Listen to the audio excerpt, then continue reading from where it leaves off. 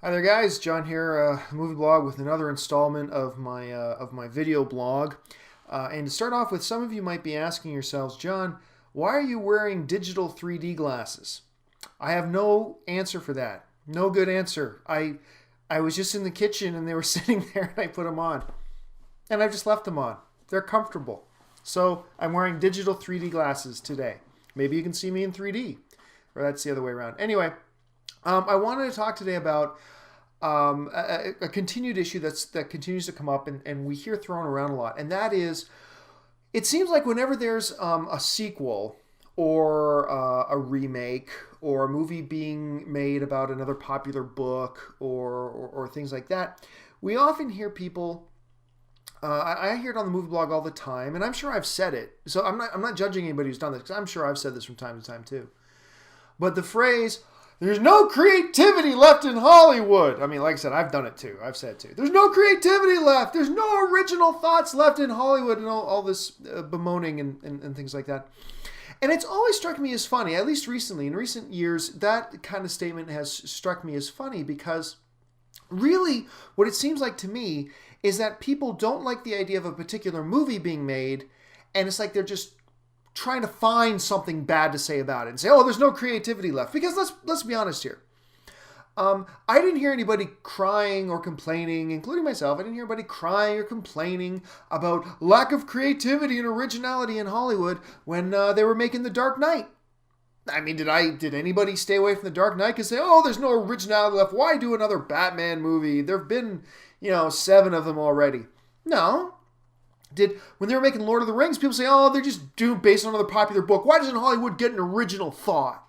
Why doesn't Hollywood get a creative idea instead of going and taking one of the most popular books and making it into a movie? One of the, remaking the animated movie and turning it into a live action film. Why are they doing that? Nobody complained about that.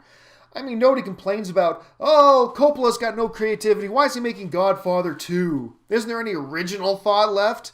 And no. I mean, the fact of the matter is, movies based on pre-existing material, whether the pre-existing material is an original film, or it's being remade from an original, or it's being made out of a sequel, or being based on a comic book, or being based on a book.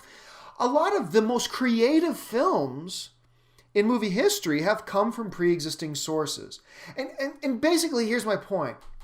My question is what do we mean by asking, "Is there no creativity left?" Because when somebody asks, "Is there no creativity left?" I want to ask them, what do you mean by creativity?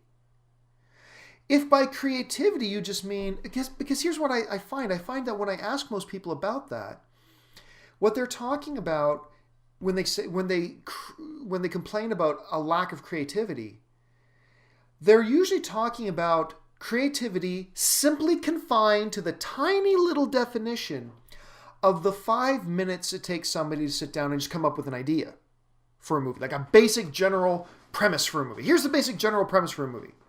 A guy wakes up one morning, finds this, only to find out later that it's this. Okay, there's the idea. And it's a creative idea, whatever. But I find that when people usually complain about the lack of creativity in movies, they're usually just talking about that tiny one little part of creativity of just the concept, the basic idea, if you will. And they seem to think that there's no creativity in the 4 months of script writing, in the 6 months of pre-production and set design and directors of photography coming up with how they're going to shoot this thing and blah, blah, blah. They say creativity is this 5-second process, while giving no weight to the creativity that it takes to put a full movie together. And if, like, they make Lord of the Rings, well, it's not creative because it's based on an idea that's already there, the Lord of the Rings books. But I don't think anybody's going to look at you with a straight face and say that the Lord of the Rings has no creativity to it. It's a very creative film. Yes, it's based on pre-existing material. Yes, that first 5-minute idea was already thought of. But that doesn't mean the whole grand scope of the movie isn't creative or there's a huge creative process behind it. And let's be honest. Even most original films today lack amazing amounts of creativity because they blatantly rip off either lines or plot devices or use tons of cliches. I mean, look, The Fast and the Furious. It's an original film. But come on, that movie is a complete and utter ripoff of Point Blank, and everybody knows it. So really, what is creativity? What is more creative? Is Lord of the Rings more creative or less creative? Because it didn't come up with that first 5-minute just basic concept. It got it from somewhere else, but it put years of creativity into the making of the film. Or is a film like Fast and the Furious more creative because it came up with its original idea but ripped off all of its plot devices and everything from another film?